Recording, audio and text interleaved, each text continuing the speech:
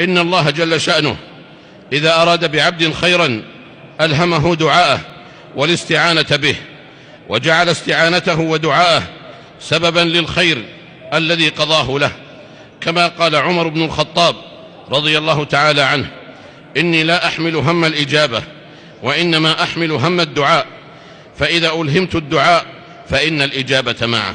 قال بعض السلف: إذا كان كل خير أصله التوفيق وهو بيد الله لا بيد العبد، فمفتاحه الدعاء والافتقار وصدق اللجأ والرغبة والرهبة إليه.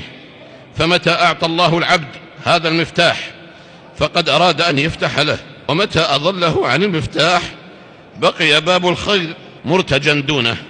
وقد قال النبي صلى الله عليه وسلم: ليس شيء أكرم على الله من الدعاء. رواه الترمذي وابن ماجه والحاكم.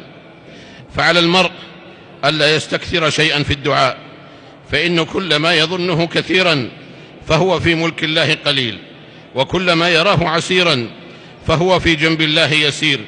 ولقد صدق من لا ينطق عن الهوى صلوات الله وسلامه عليه حين قال: يد الله ملأى لا تغيضها نفقة سحاء الليل والنهار.